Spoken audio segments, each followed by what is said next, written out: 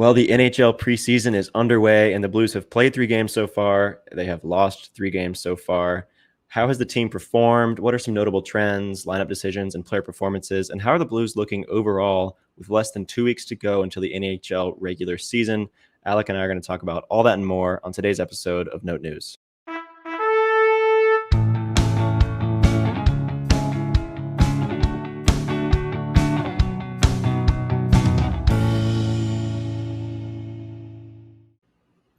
Well, we've got a real fun episode today. It's the first ever Note News episode that is solely dedicated to Blues hockey that is being played right now. So that's super fun. So if you want to stay tuned for that, we'd really appreciate it. We'd also really appreciate, before we get started, if you'd go ahead and like the video, subscribe to our YouTube channel, and rate the podcast wherever you listen. That's the best way to support us, in addition to sharing the podcast with friends or family. And you can follow us on Instagram, Twitter, and TikTok at Note News Pod, where we'll post some great content as well. But Alec, we've got hockey, we've got Blues hockey. It is just the preseason, but it's here. So how are you feeling about Blues hockey? And I'll just jump in right with my first question. They've played 3 games and lost all 3. Are you worried? It is just preseason, but they have lost all 3. They've been outscored, I think, 10-4. Are you worried?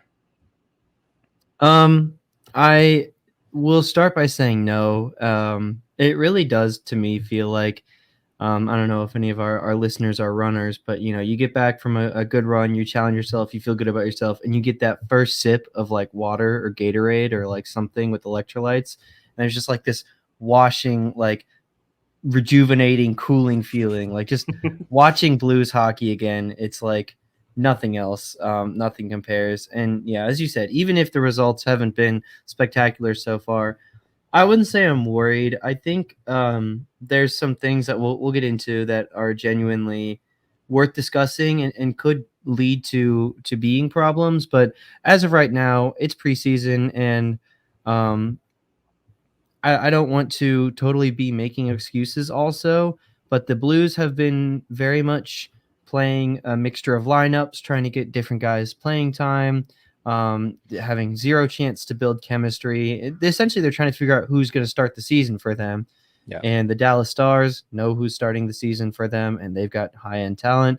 And then in the Utah and Columbus games, they were pretty much playing their starters for most of the game because that's just the state of their franchises right now. So as a whole, I'm not worried, and we'll get into some of the specifics of that later, but it's so good to be back. We're so back. We're so back, baby. I couldn't agree more. And if the off season is like a marathon, I feel like we've been like a little bit fortunate with this one in particular. It was long and it was hard. But if the off season is a marathon, then like we had some of those like water stations like along the way, like with the news about Alexander Steen, and then the offer sheets. Like that was a big gulp of water. Half, like in the middle of the off season. But Protein bar, banana or something. yeah, some of that like power gel or something. But we're here. We've got Blues hockey, and on the preseason note, I would agree. I'm not worried. I mean, it isn't great that they've lost 3 in a row. If they had won those 3, then obviously that would be better.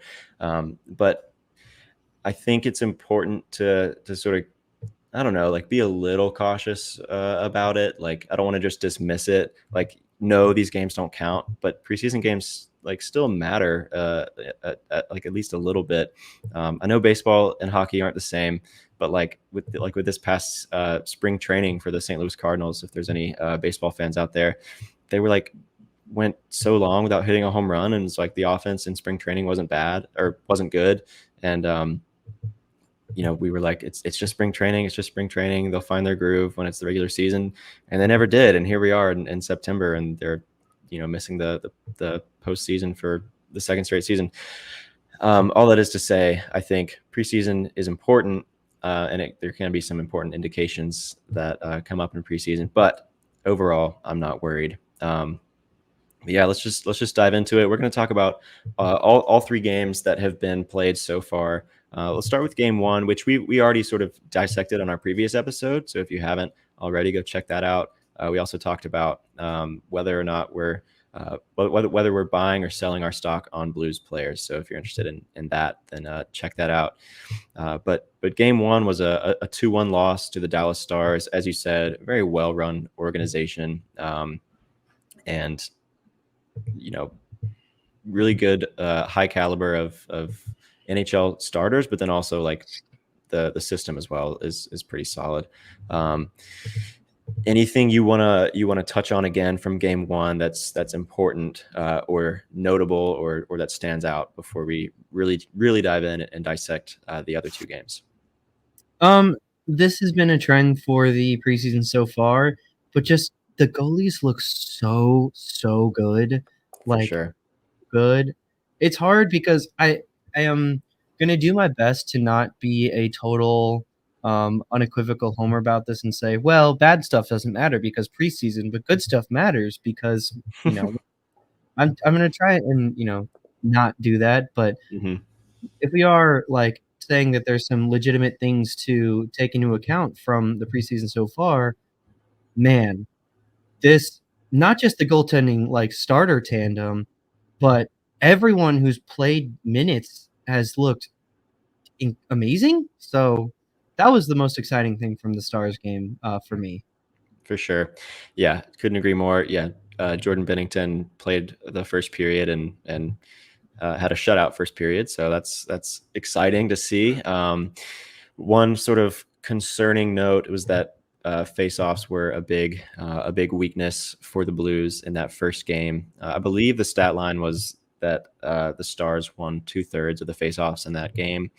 Not really what you want to see, but again, we're not playing like our NHL starting centers the whole time either, so gotta take that into account. If you really want to hear sort of more of our in-depth thoughts on game one, then check out episode 27 of Note News.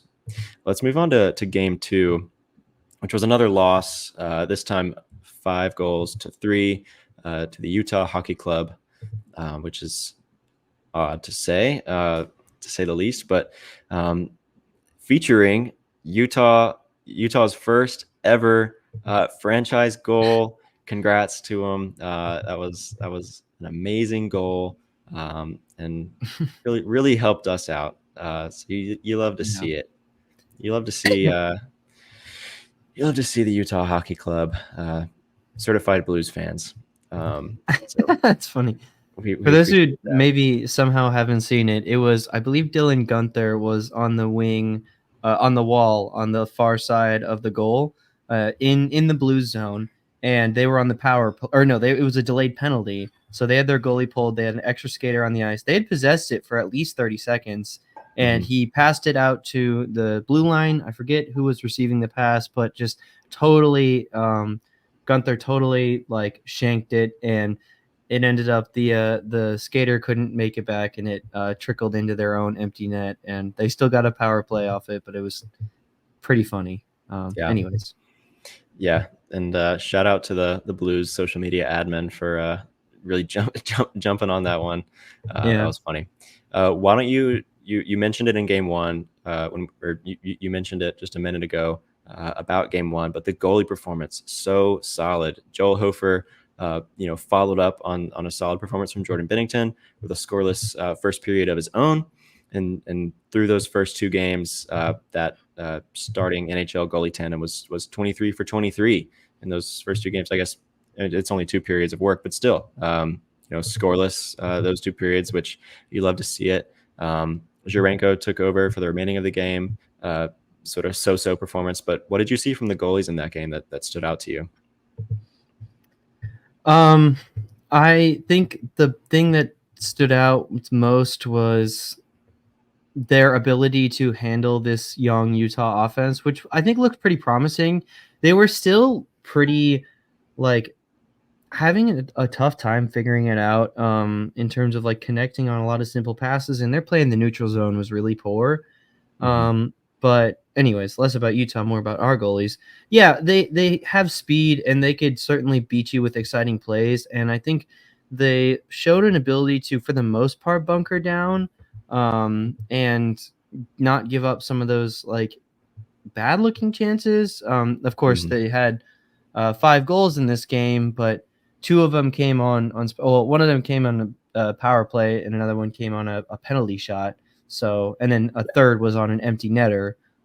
So I'm not totally gonna uh, fault the tenders for that one. I do think the first couple scores were a little bit like, I don't know. You can't always have a goalie win, so Yeah.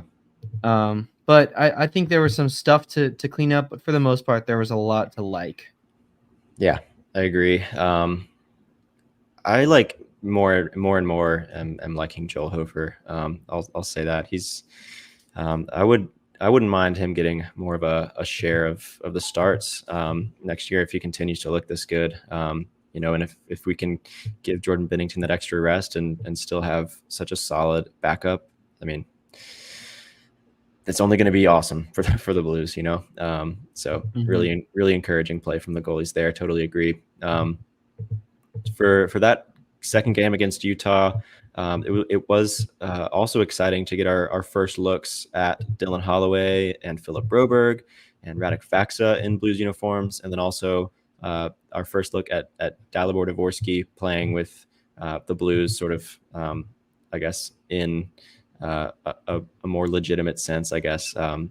He um, Let's start with Dylan Holloway because he scored the first goal of that game on the power play. He got a really good feed from Braden Shen. Really start to finish, that was a good play. I believe was it Scott Perunovich that got that play started. I Mhm. believe, and Braden Shen, yeah, had a great feed to Dylan Holloway, and he scored a pretty quick like power play goal. Like the Blues hadn't really gotten quite set up in the offensive zone yet, and he uh, just like really took advantage and moved quickly. He looked pretty solid off the rush, solid speed. Anything you saw from Dylan Holloway in that first game that you really liked or I didn't like? think he I think he held up well. I think I did like Holloway's play. I think it's still like, for me, maybe it's just that offseason didn't have much to talk about, so Hmm. people seem to be really high on Holloway, and I get that, and I think that's fair. Um, I think he looked good, but I Yeah. think I'm still, like, keeping my expectations where they were, to where I think he'll be a good player. I'm really not projecting him to be this, like, superstar or even, like, all-star caliber skater in his first Hmm. season with the Blues, and maybe people aren't even that high. I think he'll be fine, and I think he looked and held up fine in preseason play. Mostly, I think it just reinforced what I saw about Holloway, to where, yeah, he's a good player, still has some room to grow, but showed some exciting stuff, and I think mostly it just made me feel confident that Holloway will be a positive to this team Hmm. and not have some, like, it was just a freak playoff run, that he isn't actually that caliber of player. Yeah. So yeah, I think he looks good, and I think he'll be fine for the team. Yeah, definitely encouraging to see. And I think of the two of us, I've definitely been the one that's higher on Dylan Holloway and maybe expecting or hoping for a little more from him than you. But I think within sort of my like internal calculations and thoughts, it does include some significant like growth and development from him. So I agree. I think he'll be solid at least, but I'm hoping he can take those steps forward, and I think that's the what I'm big hoping for. thing Yeah, I think the big thing is that he looks ready to play in the NHL, which he Yeah. was not last year. He Hmm. looks like he can hold his own, which is a huge thing for a young player's development. I still Hmm. think his timeline is about a year and a half off from his true potential being unlocked, like, consistently. Hmm. But there will definitely be games where he can sort of take over, Yeah, which is for exciting. sure. Definitely exciting. Um, What else? Yeah, I mean, Dalibor Dvorsky was another player that I just mentioned. He looked okay. Mhm. He had 5 shots, which I believe was the most on the team. So that's encouraging.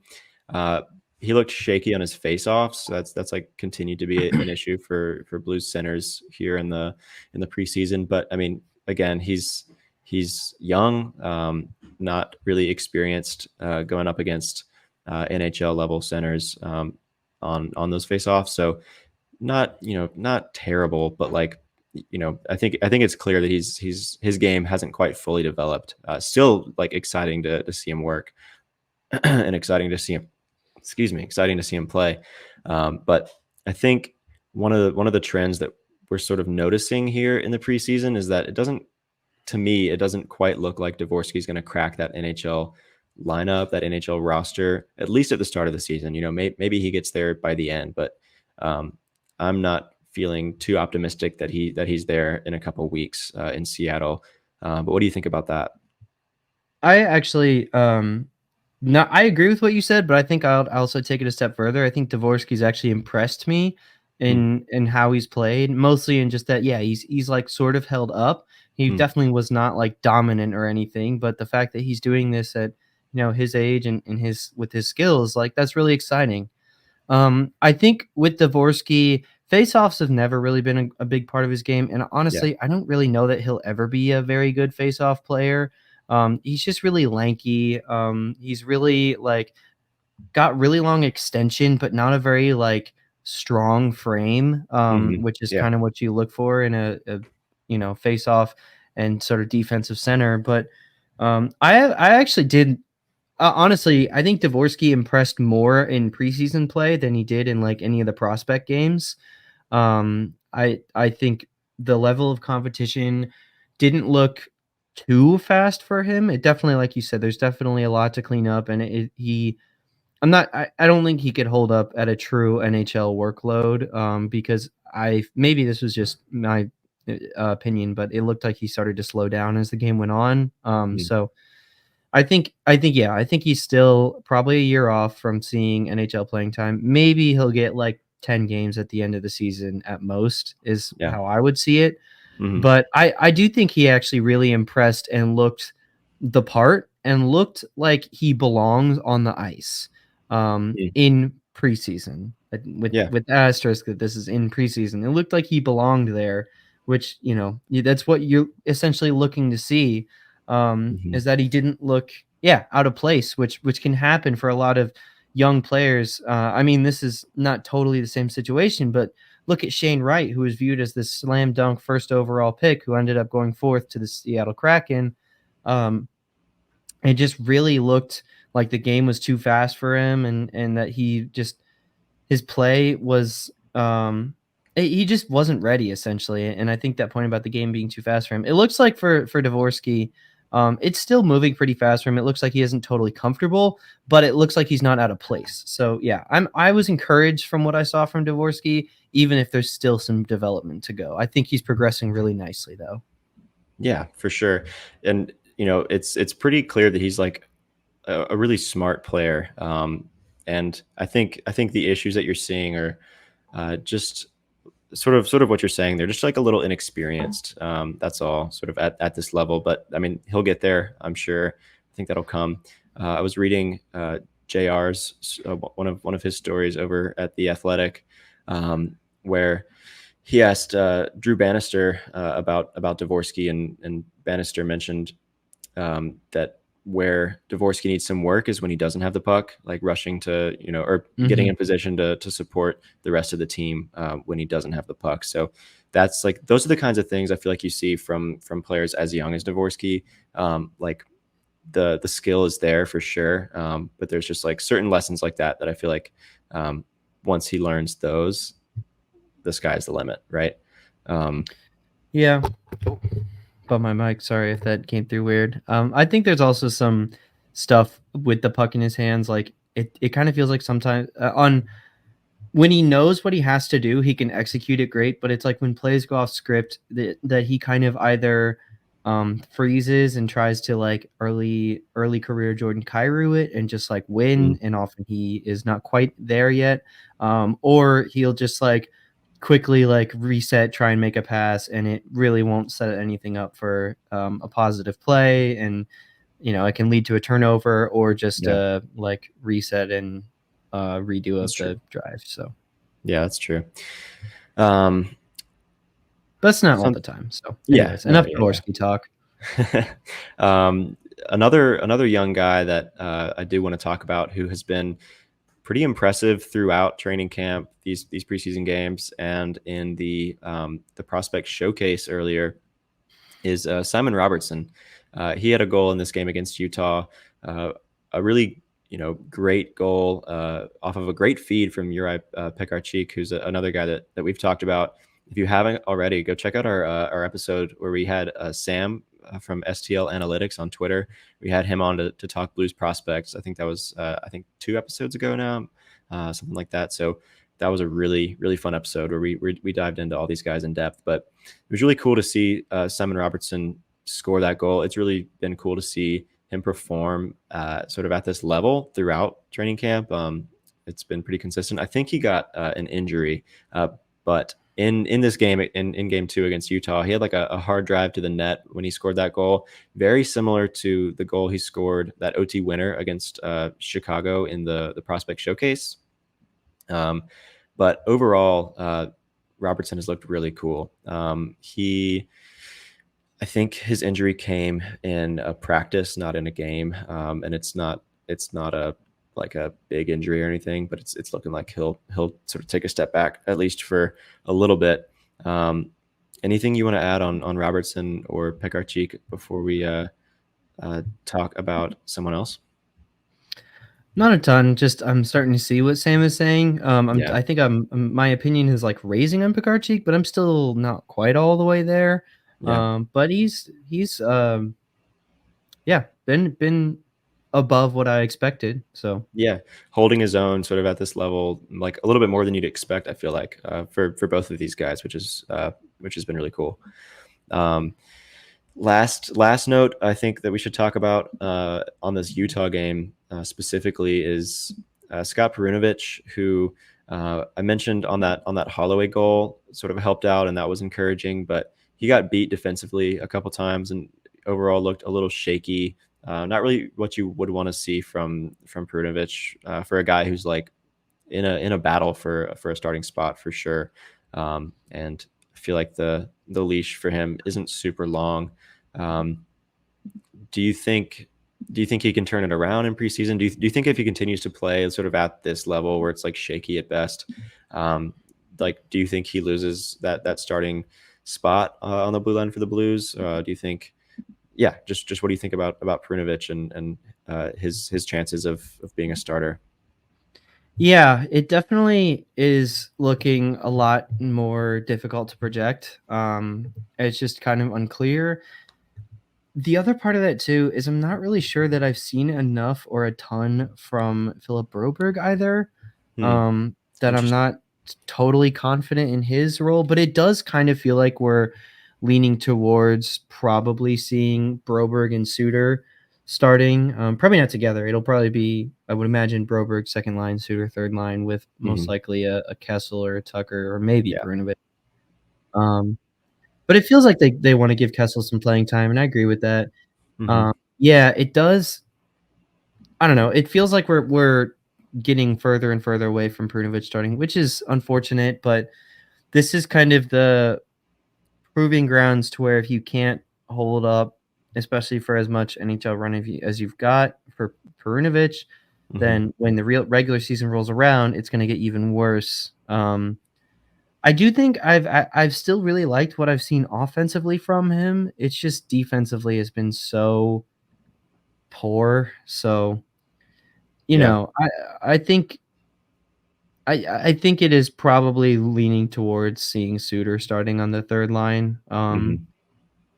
at the start of the year, which is at least I don't know. Maybe there's a floor there. Hmm. I think you and I are just kind of low on Ryan Suter, but you would think Yeah. that the NHL staff that gave him a contract and has been coaching him has some role for him, and so there should be a floor there more than you or I could project.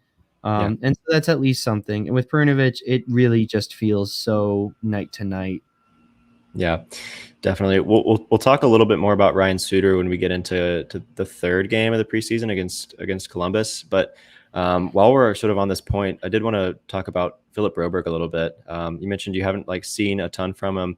Uh, I would agree that like his play, like in games on the ice hasn't been anything to write home about. But I feel like for him, what's been more notable has been like the stories and the coverage that has come out of practices and training camp. Like Bannister seems to really like him and his like his puck moving ability, his skating ability, and then also some like decent physicality coming from him, which is encouraging to hear. We've seen him playing with Falk on the second pair, but they've also been like trying out Broberg Pareko as well, which is um, pretty cool. I mean, for someone like me who said maybe this was a bit of a bold prediction, but saying that I think he could crack the top pair by the end of the season, seeing them try that out, I think is pretty cool. They haven't really committed to putting Broberg on like any line yet, but um, it's looking like I mean, I think it'll probably be the second line, but um, they're trying him out for what looks like the top pair, which is cool. Can we like? I feel like the notable point here is that he's playing alongside Colton Parayko. It seems like he's been talking with Parayko a lot and working with Parayko a lot. I mean, like, can we really put like a measure on the positive impact that someone like Colton Parayko could have on someone like Philip Broberg? I mean, they're Right. both big guys, defensemen. Like, what are your thoughts here on Philip Broberg? I think Pareko's a really good mentor for him to have, partially Mm-hmm. because Pareko is a really good mentor for any NHL defenseman to Yeah. have. But I think also like Pareko really his style of play, I think, should be very conducive to what Broberg can be.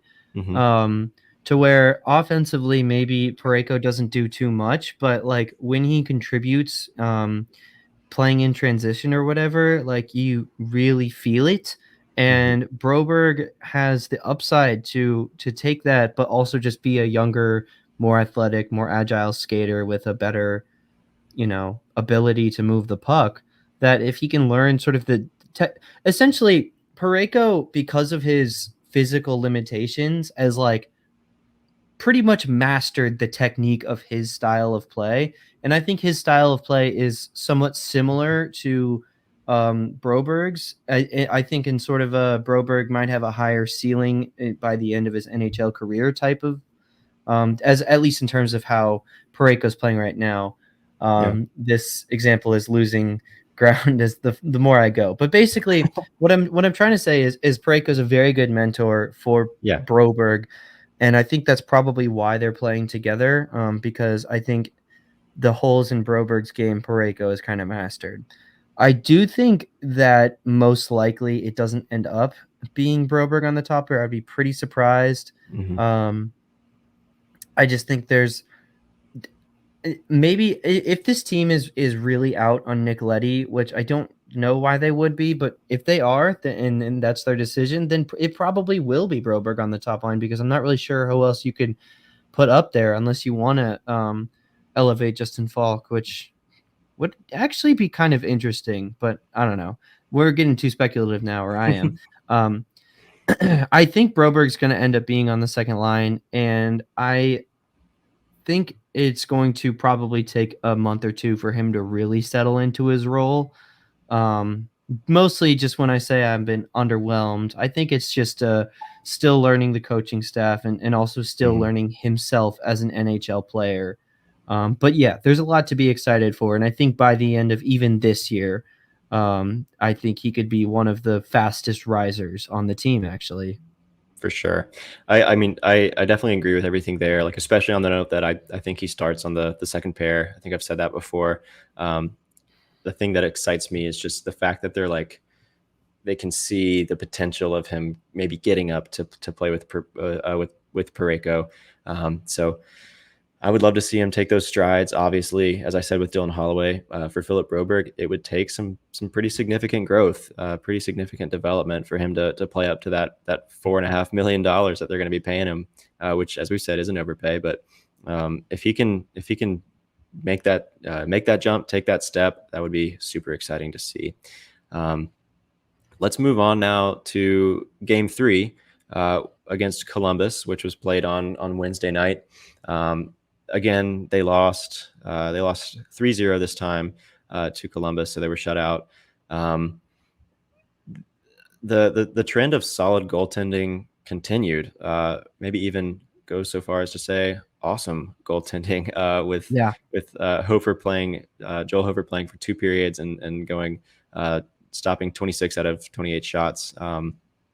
From what I've seen, it looks like neither goal that was scored against him was like really his fault. Like it didn't look like he really got beat at any point.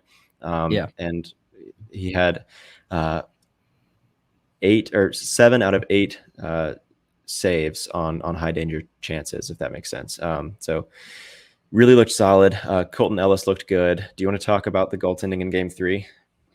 Yeah, it was really, really phenomenal, and this is just I think this has been the storyline of the season, the preseason so far to me, and this game was a big reason why.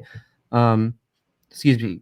The one goal Marchenko had, it just kind of it was like a weird play down low where it kicked off of someone's skate and it just essentially bounced right to Marchenko on the other open side of the net and he just tapped it in. Like it was a really fluky goal. Right. Um and the other goal scored, I wanna say it was Matichuk, one of their young guys. Hmm. Honestly, I think that one was more of a, like, I think if I remember correctly, there was a screen in front of a screen in front of Hofer, and just he beat him far side, and it was just a nice goal. I think that was more you just gotta it was a good, play designed by the players and well executed. But yeah, I mean, he looked so good. There was one, highlight play that was going around where there was a pass from behind the net right out in front, and they try to beat him glove side. I don't remember who it was who took the shot, but he was essentially like 5 feet from the goal, and he tries to beat him glove side, and just Hofer with like it. I mean, it's it's a little annoying to say this just because, like, I promise, I know other goalies, but it looked like vintage Bennington quickness with, like, the snap of his arm and, like, the motion. It looks like they've been mostly Bennington's been mentoring, Hofer, at least in that one play, Hmm. and, man, just Hofer looked so good throughout, like, there were a lot of dangerous like, the play in the Columbus game was really sloppy, Hmm. by the Blues, and there were a lot of chances, and he just looked so solid. So yeah, I think the goaltending has just been outstanding. Yeah. Couldn't agree more. You love to see them sort of in mid-season form. I just hope they don't lose any of their magic. Is all. Um, I do want to say like we've talked about how in the first game, moving sort of off of goaltending now. We've talked about how like in that first game against Dallas, really outmatched on the faceoff, but their faceoff percentage was better in this game, which you'd expect against a worse team. They had a face-off percentage of 47.9 this time, which is better.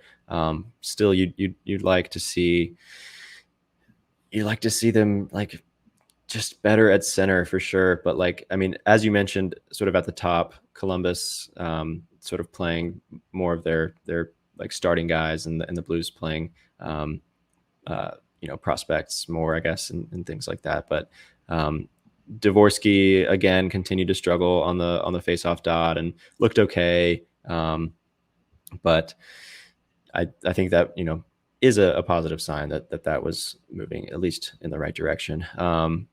Let's I think talk that about is some. one of the stories of the preseason real quick is that the Yeah, faceoffs don't look good. The yeah, technique looks bad. We don't really have good players who have like had a good history with faceoffs anyway. I mean, even like our best guy is probably either Thomas or honestly like Buchnevich is kind of good at taking faceoffs, weirdly enough. yeah. And I don't really know that we want to see Buchnevich at center. I guess that'll discussion will come up Can we talk about if it that? happens. Yeah, yeah, let's do. Um, like it looks like Buchnevich is playing center. It looks like he's going to be the second line center. Like everything I've said or not said, everything I've heard and read and listened to about Buchnevich is that like it looks like he's going to be the second line center. Like what are your thoughts there about Buch playing center? Yeah. There's so much to break down about this. So it fills a void for sure, because if Mhm. it's not Buchnevich playing 2C, it's probably Braden Shen, Mhm. and Braden Shen is not a good 2C. Arguably, you could say at this point in his career, he might not even be a center anymore. And we've been seeing it play more at the wing, and he's looked a little better, but he's still Yeah. really slow. But like, if it isn't Shen, if you don't want Shen at 2C, you want Booch on the wing, who else is it gonna be? Like, can Brandon Saad play center? Maybe. Can Jake Neighbors play center? Probably not, but maybe. Can Holloway play center? I don't know. Do you want Faxa as your 2C? That seems like a way Yeah. too much ice time there. Yeah. So, I guess just looking at the depth chart, I see what they're doing, and admittedly, like, I think the other part of this too is considering what they just paid him. If you're paying a winger that much, then there's really a pressure and an expectation to perform.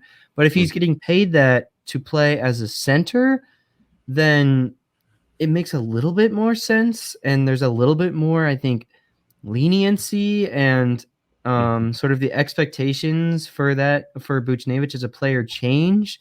Yeah. But then, as I said, there's so much, because then it's like Buchnevich is entering his age 29 season, if I'm not mistaken. Do you really want to change his like entire style as a player at this Right. point of like being Right. a playmaking, sniping winger? Mhm. And like maybe he can do that still as a center, but he doesn't really have like the speed to beat out. And even then, like speed as a center just isn't. I it's um I guess I see why, and he's got okay size. He was defensively really good as a winger. I'm not really Mhm. sure that his abilities will translate to being a center, but he's a really smart player, which Yeah. is what you want. And I think it's something that I'm sort of holding out judgment for until probably 5, 7, maybe 10 games into the regular season. Mhm. I'll decide if I really hate or love it. Um, yeah, it's fascinating. Yeah.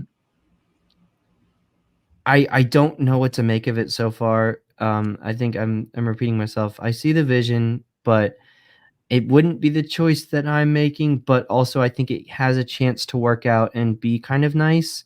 Mhm. So what do you Yeah, I think? mean, I don't hate it, and I don't hate it for, like, some of the reasons that you mentioned there. I mean, like, he looked decent in his looks at center last year, right? And, has, like, the defensive capabilities to be a solid center, as you said, has the Mhm. the playmaking abilities to be a decent center, and then, you like, as you mentioned, looked okay from the faceoff too, like, I don't hate it. I think it's concerning that he's the second best option at center, but, like, that's more of a like that's more of a symptom of the state of the team as a whole, and it's definitely not like his fault or anything like that. But Yeah. um, I don't yeah, like I don't hate it, and I think I'll like you. We'll sort of wait, reserve judgment um, until we see him in that role in games that matter. But I I'm not just going to write it off quite yet for those reasons. Mhm. I think the other thing too is it's like some of the, excitement about this team was gonna be the scoring ability and like the above average winger play from Yeah. guys like Buchnevich, Neighbors, Saad, what Holloway can be, Hmm. Kairu, et cetera, et cetera, et cetera. Like the wingers were really, really good. You take Buchnevich out of that group, but it's like your number one guy is Jordan Kairu. Who's gonna play opposite him on the first line? Is it gonna be Neighbors? I mean, that your bold I hope prediction's so. looking pretty good. I hope Um, so. otherwise, it's probably Shen or Sod, and it's Hmm. probably Shen between the 2. Um, in a first line of Robert Thomas, Jordan Kyrou, and Braden Shen, I guess you could do with worse. Hmm. But then so, yeah, it just there's I don't know, checks and balances, pluses and minuses. Yeah. I think it's just it kind of maybe I'm making too much of it, but it really feels like it almost changes the identity of the Blues as a team. Maybe that's a little bit hyperbolic, but it slightly shifts, I guess, my Yeah, perceptions of the Blues as a team. I'm not saying that that's bad. I'm not saying that it's yeah, just gonna be a bad shift. I think it has a chance to work out really well. Um, yeah. but yeah, it is a pretty radical change in my opinion. Yeah, it's sort of like there's a shakeup in the winger core where it's like you take out one of those top guys and everyone else kind of like shuffles up, and it will be interesting to see how it all plays out. Let's talk on that note about like the rest of the center depth. It looks like uh, Radek Faxa will probably be that third line center, which I don't hate. I think he's pretty solid. Yeah. Um, and then for that fourth line, I mean, is it Texier? Is it Zach Dean? Is it I mean Sundqvist when he comes back? We've been talking a lot about how we would be excited to see Texier play at center. From what I've heard from Bannister and what I've seen from like of Texier is it doesn't look like he'll be center to start. Like it looks like he'll probably be on the wing somewhere. So, what do you think about like the rest of the center depth and how that lines up to start the season? I actually do think in terms of center depth for the bottom 6, it's pretty nice actually. I think there's a lot Hmm. of really good options for a third or fourth line center. It's just like Hmm. we don't really have a player of the caliber of a 2C, but Yeah. like for a third line center, I think Faxer or Shen are really good in that role. Hmm. Um, they both offer kind of different, Shen more offensive, Faxer more defensive, but if you can get a guy like, I don't know, pick your favorite of any of the depth forwards to play on the third line, Joseph, Holloway, Texier, Zach Dean, Zach Bolduc, etc., whatever. Hmm. If like even one of those guys can put up like 10, 15 goals with Radek Faxa playing up solid to above average defense, then that's a productive third line for the most part. Maybe not Yeah. amazing, but that's a good third line. And then I think you can arguably say the same thing about the fourth line. I think there's kind of a very clear tier of talent on this Blues team of like, Thomas Kyrou Booch, Neighbors at the top of the forwards at least Hmm. at the top. And then in the middle, you've got sort of your proven vets. You're not sure what you're going to get out of. And then you've got, sorry, I bumped my mic again. And then you've got you've got the young and sort of unproven guys. But it's like, even if, one of the three or two of the three of the veterans can be solid to above average, and I don't know, three of the six or seven or two of the six or seven young guys can be solid to above, sort of meet or exceed their expectations. And even if it's Hmm. exceeding by like one or two goals, that's still like good depth to have. So actually, I Yeah. really, really like the how I don't know how they're going to shake up exactly, but I really like the outlook for the bottom lines. Yeah. Um, I it's agree. just that second line is just a really big question mark. Yeah. On that third line note, since we're sort of talking about that already, I think it'd be really like the what I think the third line should be is Radek Faksa at center, as I mentioned, and then like Matthew Joseph and Dylan Holloway on the wings. I think that could be like a really um, like gritty, like physical line that, Matthew Joseph and Yeah, Dylan Holloway were brought in part they're to going to provide, bully people. Yeah. yeah, like provide physicality, but they've also looked like decently fast so Hmm. far. So it's like speed, physicality. Radek Faksa, isn't fast, but he's physical and he's a good defender. Like that's like kind of what you want on your third line. Like get out there, bully the other team. I think that adds a ton of value to the Blues, and it's important for those lower lines to be tougher to play against. Um, do you think that's like a pretty solid third line? Is there anything you would shake up there, or do you like those three? Excuse me. Yeah, I mean, I don't really know what I would. I feel like I'd probably put Shan on the third line, but Hmm. because that gives Fax a really good. But then I guess that makes the first line weird. So honestly, I think Shen and Fax can kind of be interchangeable as a center. I like that. I agree. Yeah. I think Holloway should get third line playing time. I Hmm. don't really know. I just am kind of a Texier guy over Matthew Joseph, but I do like what you're saying. Like You put Holloway, Joseph, and man, if you put Shen on that line, like that is an identity, and that is like Yeah, you don't want to play against that line. So for sure. they're gonna hit you hard. Yeah, for sure. Why don't we get back to game three a little bit? That was a bit of a tangent, but it was a fun one. That was Mhm. important things to think about. What I wanted to do was sort of go into some individual player performances in this game. We starting with Justin Falk. This was like our first look at him in the preseason in a game. He led the team with 26 minutes and 44 seconds on the ice, so it's encouraging to see him, healthy enough to do that. It was cool to see him with, he had 5 shots on goal. That was cool. It would have been cooler to see one of them go in, but still. Um, and then he was the quarterback on that top power play unit, right? So that was pretty cool to see. Anything you want to add on Justin Falk? Anything of note, or anything that you think has implications for the season? Not a ton, really. I think he looked fine. I think Mhm. he looks like Justin Falk, and you hope that he can be a little bit more consistent. I know in years past he kind of is pretty streaky, and with Krug out, we're really hoping for some sense of semblance of consistency. I don't really know that that's going to come, but it would be cool if it did, Yeah, I guess. yeah. Um, and I guess the other thing too is I sort of brought this up earlier, and now I'm just like I can't stop like mulling it over in my head, but like Falk on the top line? Falk on the top line? I don't know. Maybe that's way too wild, but it's kind of eating away at my brain right now. But anyways. I mean, like, who do you have playing the second pair, like, on the right side though? That's is it just Nick Leddy? Like, do you just slot him in? Do you move Philip Broberg back over to the right and keep Nick Leddy on the left? I think it sort of is like, I mean, I wouldn't hate it. Like, I think I'm sort of in the same boat as you. It's like, maybe, but like, is it worth sort of shaking it up in that way? But we'll just have to wait and see, I guess.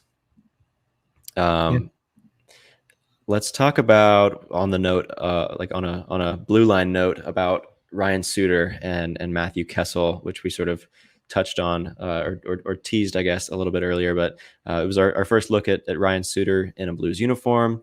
He was second on the team in time on the ice with 25 minutes and 52 seconds. So we've sort of bashed on him being like the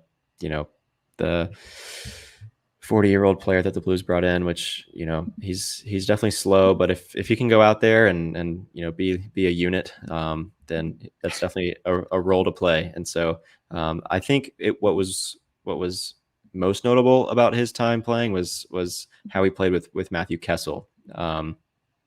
Like, playing as a pair, they played pretty well.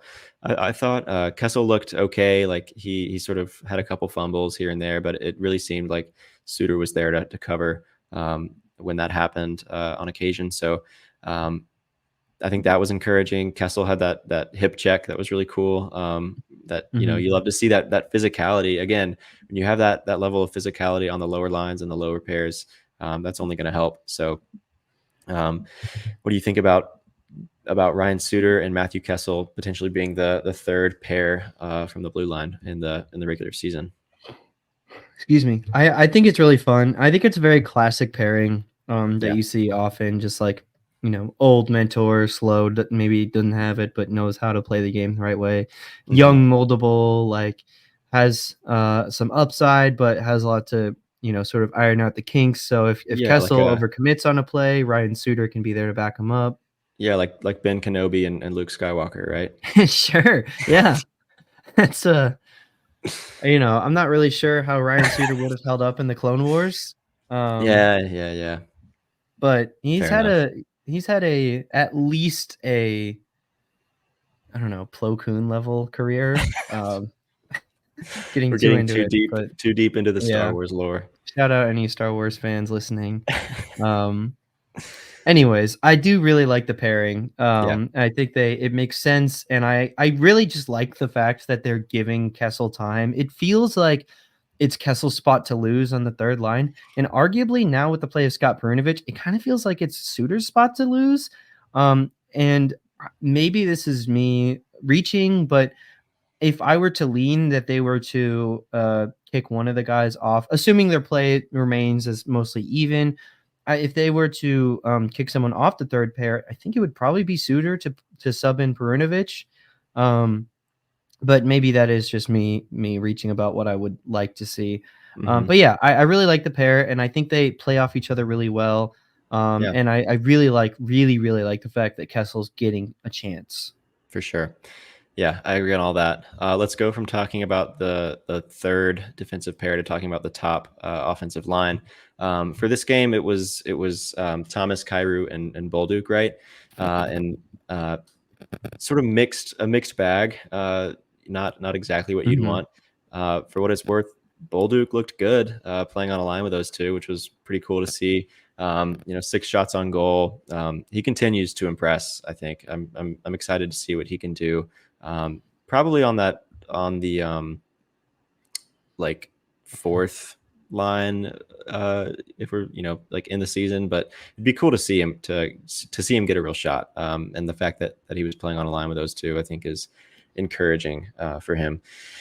Who wasn't the players that maybe surprisingly weren't so encouraging were Robert Thomas and Jordan Kyrou, the Blues Mhm. stars. All around weren't great. Like, I mean, they're good players, and so they played well, but there were it was a mixed bag. Like there were 16 giveaways for the team overall, and 5 of those came from Robert Thomas. Jordan Kyrou did admittedly play some solid defense, I think. So again, like I said, a mixed bag. But what did you see? Anything you wanna mention for that top line of Bolduc, Thomas, and Kyrou? I am going to use my get out of jail free card right now and say that I am sorry. These guys have the track record, and I think they're going to be fine when the Yeah, regular season comes around. Specifically, Thomas and Kyrou. Like, I think they were mostly just trying to conserve their energy and not, get yeah. injured or mess something up in a preseason game. And it's a little annoying because you'd like to see them put in more effort, but at the end of the day, well, yeah, I'm cheating and I'm not Using, giving yeah, analysis.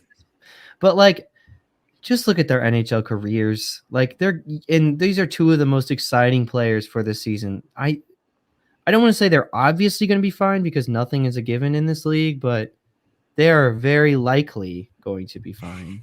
Um I think what has me concerned more than anything is the fact that my bold predictions remain intact.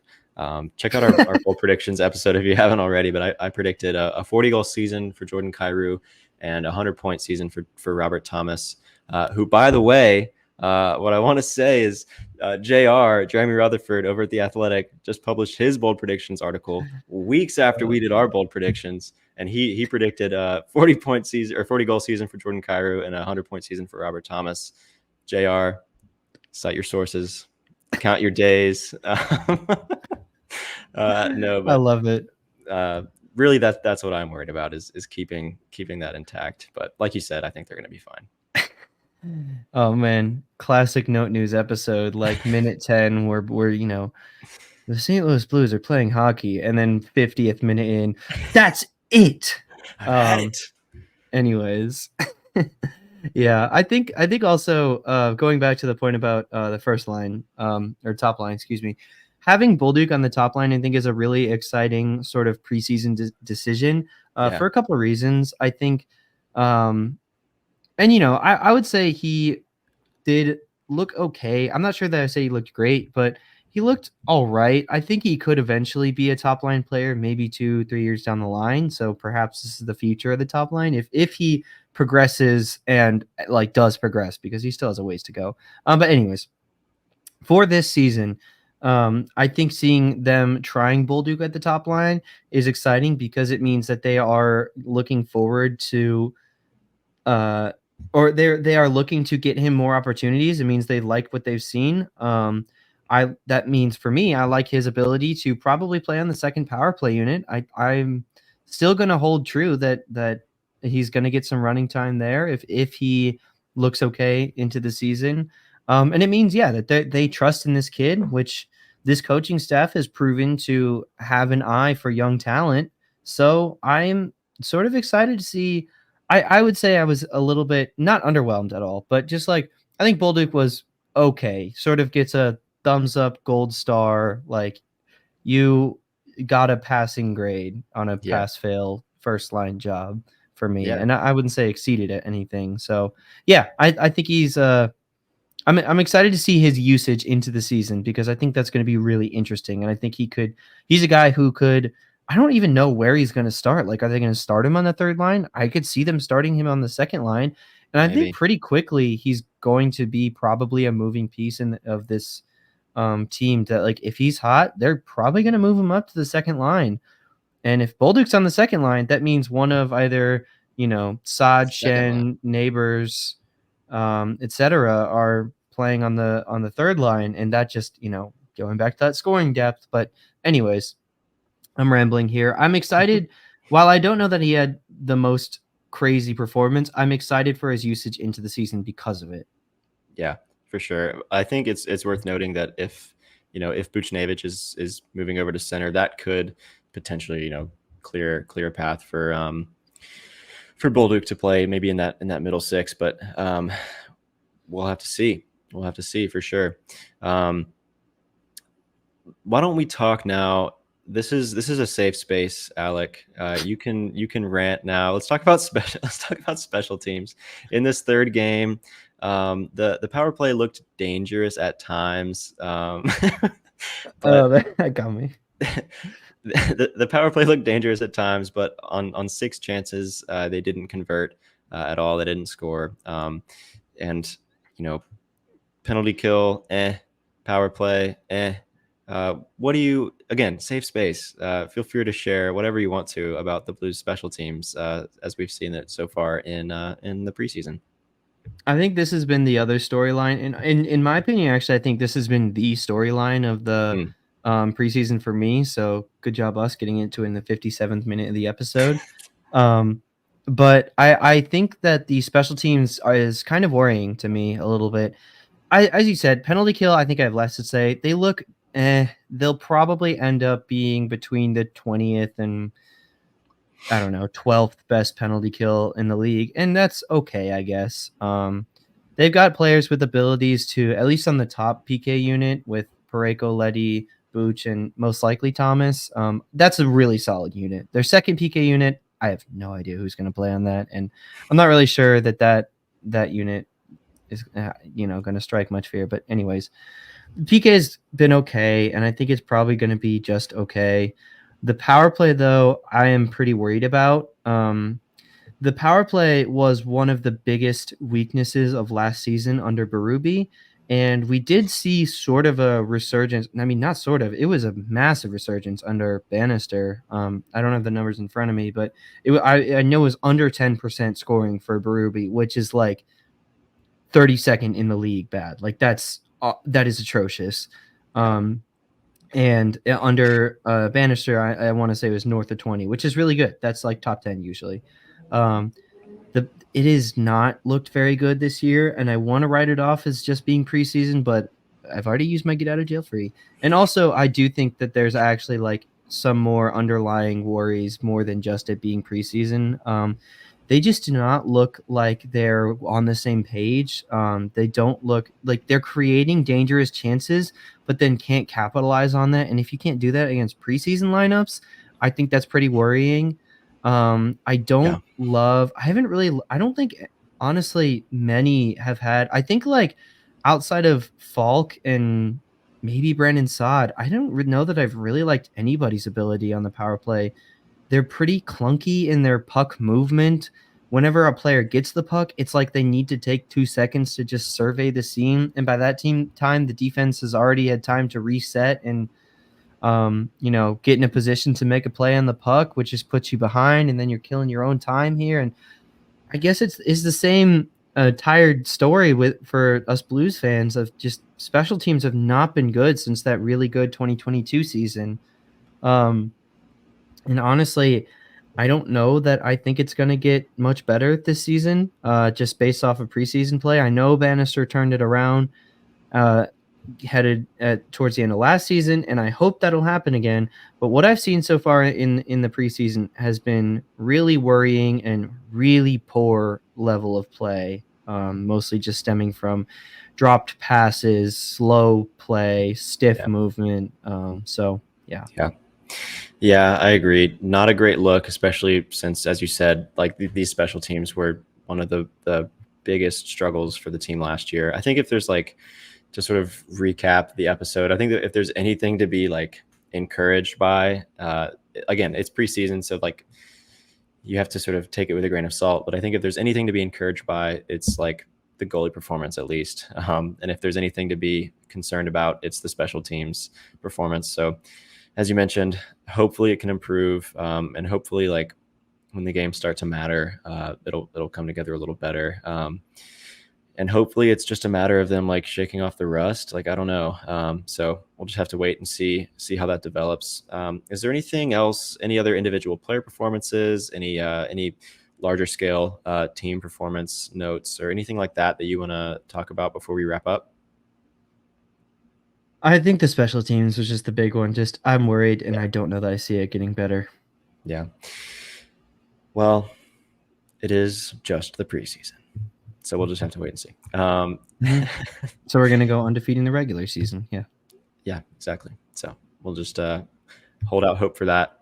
We'll find out on October 8th. So, all right, I think that's going to do it for us on this episode of Note News. We're going to continue to cover the NHL preseason, so stay tuned for that. We've got some more exciting episodes like this coming out soon. So the best way to follow along and stay tuned for those is to subscribe to our YouTube channel, to follow and rate us on Spotify, Apple Podcasts, wherever you listen, and then also to follow us on social media, on Instagram, Twitter, and TikTok at Note News Pod. So we would really appreciate your support in all those ways. That's going to do it for us. We'll see you next time on Note News, and let's go Blues. Go Blues.